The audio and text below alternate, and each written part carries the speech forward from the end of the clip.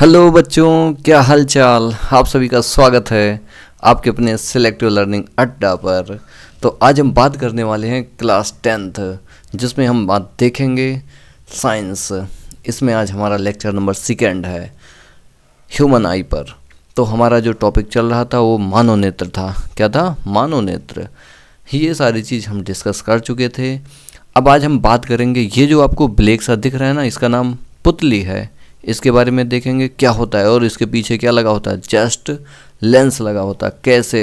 यहाँ पर देखिए आप, ये आपका क्या है? एक लेंस है जी। क्या है? लेंस। ठीक है। और इसके जब सामने एक क्या रखी जाती है? क्या रखी जाती है बताइए? कैंडल।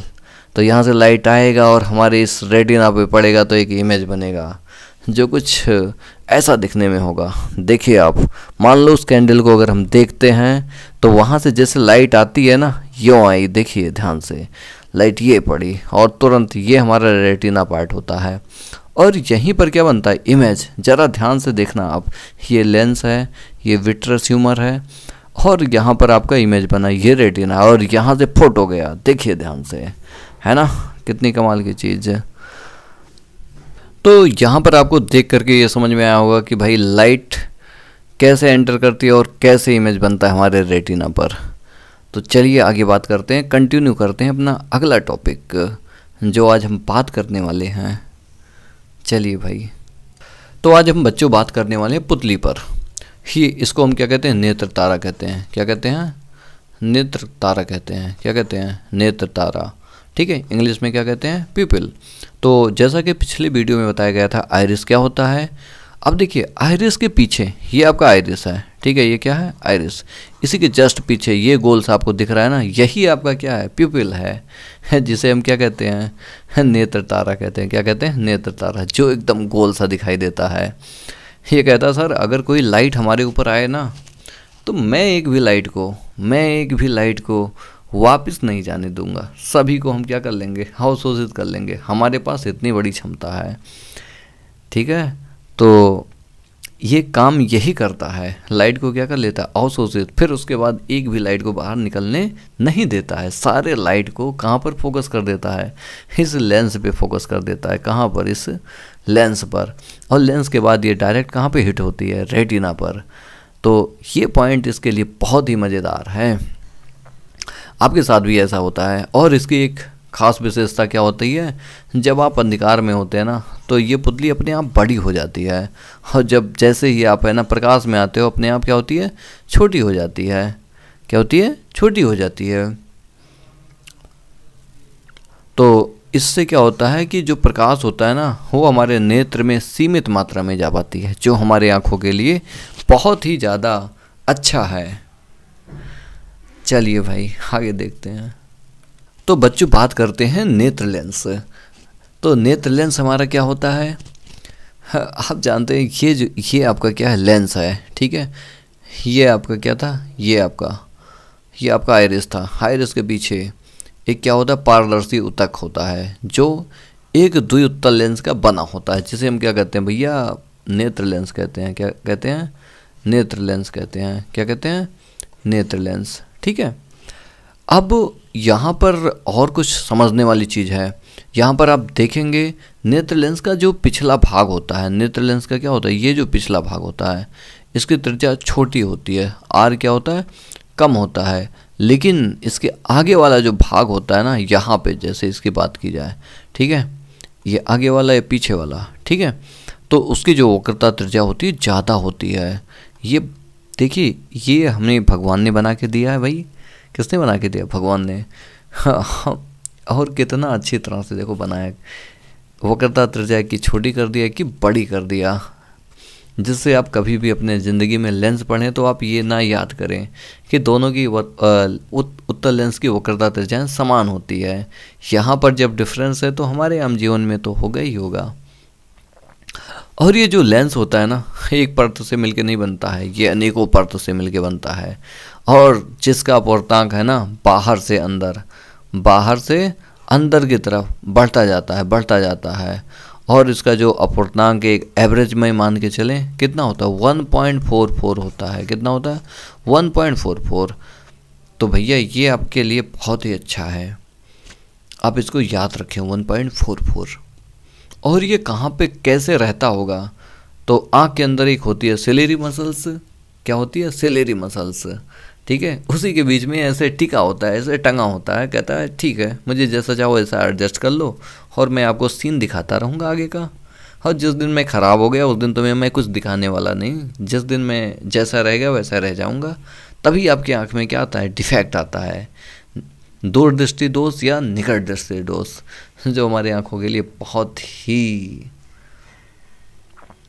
ही बेकार दोष होते हैं। अगर मुझे हो जाए तो शायद मुझे चश्मे की ज़रूरत पड़ेगी। ठीक है, चलिए भाई, यहाँ तक तो हमने बात किया लेंस क्या होता है, ये कैसे टिका होता है। आइए एक बार और देख लेते हैं ये लेंस कैसे लाइट को ऐसे बेंड कर देता है। तुम्हारे सामने कुछ ऐसे हो जाए कारनामे। तो यहाँ पर आप देख सकते हैं ये एक आँख है। क्या है? एक आँख। ये आपका क्या है? रेटिना है। रेटिना के पीछे जस्ट ये देखिए, ये आपका क्या है? एक लेंस है ये। ठीक है, जैसे लेंस पे पड़ा तुरंत ये धीरे धीरे करके क्या करता है भाई, लाइट को रोटेट मोड़ देता है। मोड़ने का मतलब सिकोड़ देता है। कहाँ पर? रेटिना पर।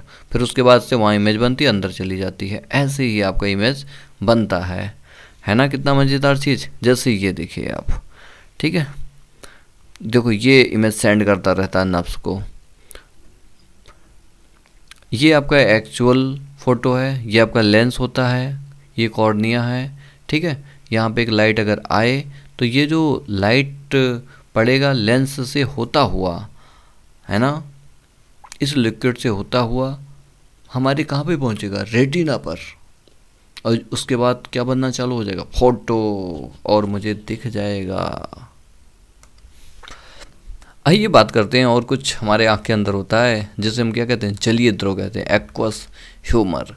ये हमारे कहाँ पर होते हैं भाई? कॉर्निया तथा लेंस के बीच में जो लिक्विड भरा होता है यहाँ पर, उसी को हम क्या कहते हैं? एक्वस ह्यूमर या जलीय द्रव। ये है इसका जो स्वाद होता है वो जल की तरह एक नमकीन द्रव भरा होता है जिसे जलीय द्रव कहते हैं। इसका पूर्णांक कितना होता है? 1.366। इसको आप ध्यान रखिए। यहाँ पर मैं ज़्यादा समझाऊंगा नहीं। यहाँ पे एक लिक्विड होता है, उसी लिक्विड का क्या नाम होता है? जलीय द्रव। ठीक है, तो आगे आइए समझते हैं अच्छे से। तो भैया एक और द्रव हमारे पास होता है जो कहाँ पर होता है? नेत्र लेंस और रेटिना के बीच में, यहाँ पर भरा होता है वो द्रव। ठीक है, इसको हम क्या कहते हैं? Vitreous humour. ठीक है, काचाफ कच्छ या काचाफ द्रव। ठीक है, ये क्या होता है? ये एकदम इसमें गाढ़ा पारदर्शी एवं, है ना, उच्च अपूर्णांक वाला द्रव भरा रहता है जिसे हम क्या कहते हैं? काचाफ द्रव कहते हैं। ठीक है, ये इससे ज़्यादा इसका अपूर्णांक होता है। आई होप आपको ये क्लियर हुआ होगा। अब देखिए भैया, आपके पास अगर लेंस हो, ठीक है, रेड और आपके पास कॉर्निया हो, सारे लिक्विड हो, लेकिन अगर एक चीज़ ना हो तो आपको दिखने वाला नहीं है, उसका क्या नाम है? रेटिना। क्या नाम है? रेटिना। जो एक पारदर्शी झिल्ली होती है। क्या होती है? एक पारदर्शी झिल्ली होती है। ये रक्त ब्लड के क्या होती है? नीचे होती है और नेत्र के सबसे अंदर की ओर होती है, जो एक पारदर्शी झिल्ली की बनी होती है, जिसे हम क्या कहते हैं भाई? रेटिना कहते हैं। इसे दृष्ट पटल भी कहते हैं। तो अगर ये नहीं है ना तो हम कुछ नहीं देख सकते हैं। ये क्या करता है? जब लाइट आती है उसका इमेज बनता है, उस इमेज को ये सेंस करके हमारे तुरंत माइंड के नब्स के द्वारा दिमाग में भेज देता है और हमारे दिमाग की बत्ती जलती है। फिर वो आदमी, वो लड़की मुझे नज़र आती है, जिससे उसका एकदम फ़ोटो मुझे क्लियर दिखता है। ठीक है, और समझ में आ जाता है ये आदमी यही है। ठीक है, तो ये जो पार्ट है ना, ये वाला पार्ट, ठीक है, यहाँ पर ये कॉर्निया है। ऐसे आया लेंस पड़ा, ये नब्स है जो हमारे ज्ञान इंद्रियों तक जाती हैं।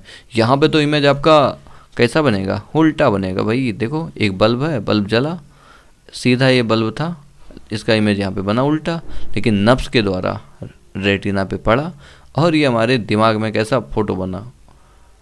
सीधा बना। देखो बत्ती कैसे बनी है? सीधी, है ना।